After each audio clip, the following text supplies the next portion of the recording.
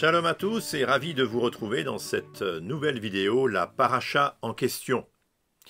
Que signifie véritablement être impur devant Dieu? Voilà une question qui peut sembler peut-être complexe, peut-être même étrange, mais loin d'être si anodine que cela.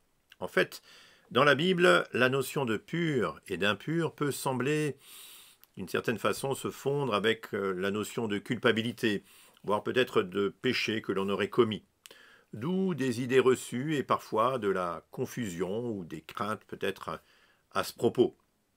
Nous voilà donc plongés au cœur des mystères de la loi du Lévitique. Et pour tenter de sortir un peu la tête de l'eau sombre que ces lois peuvent constituer, eh bien, il convient de nous souvenir que finalement la loi est en réalité donnée comme une sorte de chemin, un itinéraire qui conduit au Mashiach, au Messie. L'ensemble des lois que l'on découvre dans Vaïkra sont en quelque sorte comme un reflet, l'ombre d'une réalité spirituelle supérieure, bien plus grande, qu'il convient, je pense, pour nous de découvrir et comprendre, afin de saisir finalement toute la portée de l'œuvre de Dieu qui nous sauve par le Mashiach Yeshua. Alors, dans la paracha Tazria qui nous importe aujourd'hui, nous nous attarderons notamment à ce qui peut sembler peut-être quelque chose un peu hors de propos, en tout cas du domaine de l'intime, incompréhensible même, au sujet de cette femme qui accouche d'un enfant et qui, de cette manière, se rend étrangement impure. N'est-ce pas un peu bizarre, n'est-ce pas? En quoi le fait de mettre un enfant au monde rend coupable la femme qui finalement accouche? Où est le péché de cette femme? Où est sa culpabilité dans le fait qu'elle met au monde un enfant? Voyons plutôt le texte dans Lévitique, chapitre 12, versets 1 et suivants. Le Seigneur dit à Moïse, « Dis aux Israélites, lorsqu'une femme est enceinte et qu'elle met au monde un garçon, elle sera impure pendant 7 jours. Elle sera impure comme les jours où elle est souillée par ses règles. Le 8e jour, l'enfant sera circoncis. Elle restera encore 33 jours à se purifier de son sang. Elle ne touchera à rien de sacré et elle n'ira pas au sanctuaire jusqu'à ce que les jours de sa purification soient accomplis. » Alors, la notion de pureté ou d'impureté dans la tradition juive est, il faut en convenir, assez diversement interprétée. En fait, pour beaucoup de rabbins, il s'agit non pas d'un jugement moral sur l'individu ou sur une personne, mais tout simplement d'un état permettant de s'approcher ou non du lieu saint et donc finalement de Dieu lui-même. Être pur ou impur est donc davantage à relier à un état que Dieu déclare à propos de nous-mêmes et puis bien sûr vis-à-vis de lui-même. Le fossé qui nous sépare de Dieu semble alors infranchissable et marque une différence profonde entre finalement la sainteté de Dieu et la nôtre. Encore, nous faut-il distinguer dans ce récit étrange le sens finalement des paroles divines comme finalement au travers d'un voile. Alors, à ce stade, quel point commun semble relier toutes ces lois relatives à l'impureté, la pureté, etc., du genre humain? Celui qui me semble en tout cas le plus prégnant dans cette ordonnance à propos de la femme qui accouche, c'est finalement l'idée de la mort. En effet, du sang versé qui en est l'expression en définitive la plus visible. Le nom de notre paracha est Tazria, un terme qui signifie enfanter.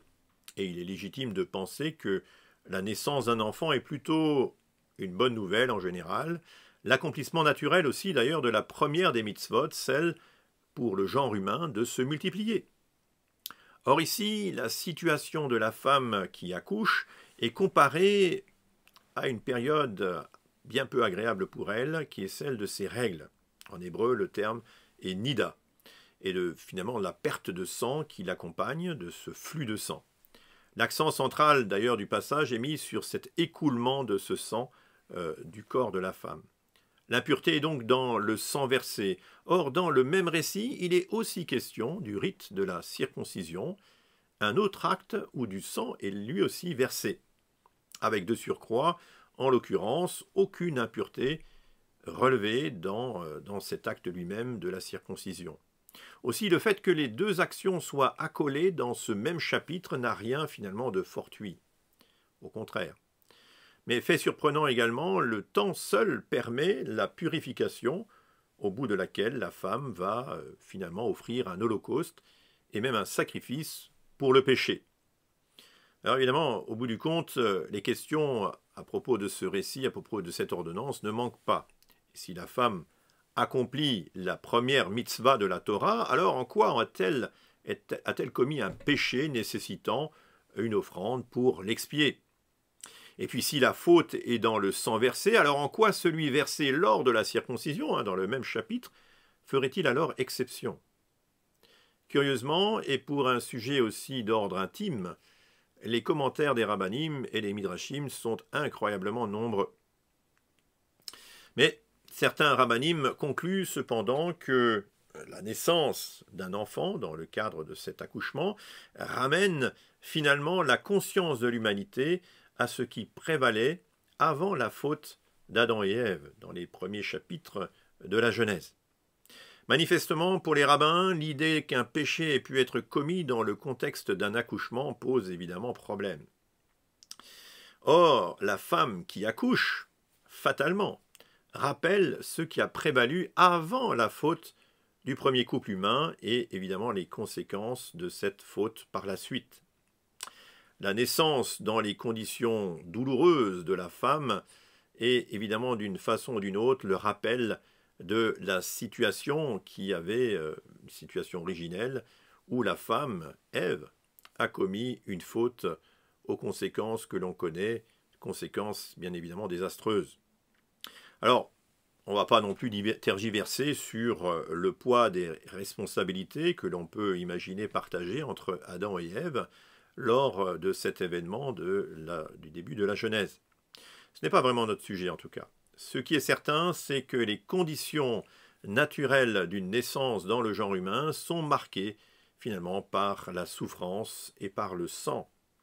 Des conditions qui sont le résultat d'une faute, la faute d'Adam et de Ève.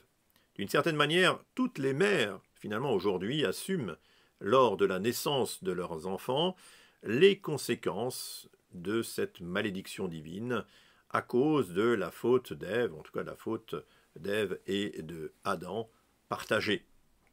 L'impureté rituelle de la femme accouchée ne tient donc pas à une faute morale de l'instant commise par cette femme.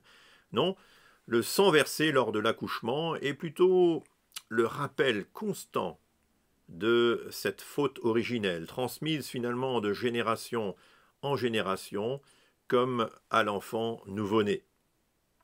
Il en va cependant différemment pour la circoncision, dont il est question également à la fin du chapitre 12, et qui est donnée pour la première fois à Abraham et à son clan, comme vous le savez en Genèse chapitre 17. Celle-ci est le signe d'une alliance entre Dieu et son peuple. Or, ce signe passe par également du sang versé, celui évidemment consécutif à la coupure du prépuce du nouveau-né. Ainsi donc, la circoncision, que l'on parle, quand on dit en hébreu la Brit Mila, signifie littéralement l'alliance de la coupure. Et pour les rabbanim, la condition de l'homme prévalant avant la première faute sous-entend qu'il ne possédait pas de prépuce. Ainsi donc, la Brit Mila est pour ainsi dire le signe d'une sorte de restauration de la condition spirituelle de l'homme avant la faute d'Adam et Ève. En fait, l'explication prophétique de ce que Dieu va accomplir pour racheter l'humanité. Nous sommes bien entendu dans une symbolique très élevée, et la Brit Mila, curieusement, signifie aussi en hébreu l'alliance des mots.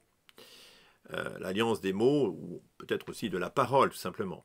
Dès le début de notre paracha, au chapitre 12, les quelques versets qui traitent finalement de l'impureté de la femme accouchée, concentrent des réalités spirituelles extrêmement fortes, extrêmement élevées.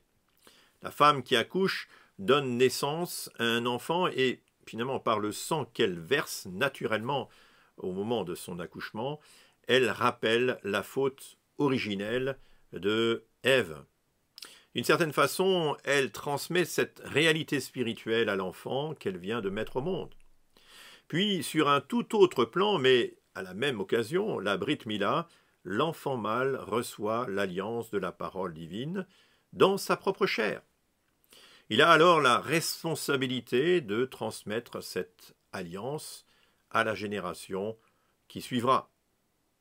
Mais à la différence de la femme qui en accouchant verse son sang, eh bien le sang versé lors de la Brit Mila est symboliquement celui de l'alliance que Dieu va établir pour restaurer la relation rompue lors de la faute du premier couple humain. Et bien sûr, cela explique pourquoi il n'y a pas d'état d'impureté après l'acte lui-même de la circoncision et du sang versé. Le sang versé est ici le rappel non pas de la faute originelle, mais du sacrifice pour la rédemption de l'homme, et ce de génération en génération. Que signifie alors véritablement être impur devant Dieu? Finalement, c'est peut-être prendre conscience que ce qui me sépare de Dieu n'est pas uniquement l'ensemble des fautes que j'ai pu commettre à tel ou tel moment de ma vie. Non, l'impureté qui me colle à la peau est finalement celle consécutive au péché du premier couple humain, de mes premiers parents, Adam et Ève. Une impureté que j'ai finalement héritée à ma naissance. Une impureté qui entraîne la mort. Et cette impureté n'est purifiée, en définitive, que par le sang versé. Or, passant de l'ombre à la lumière de l'Évangile, Yeshua, justement, est venu pour nous laver de nos péchés et nous purifier en versant son propre sang.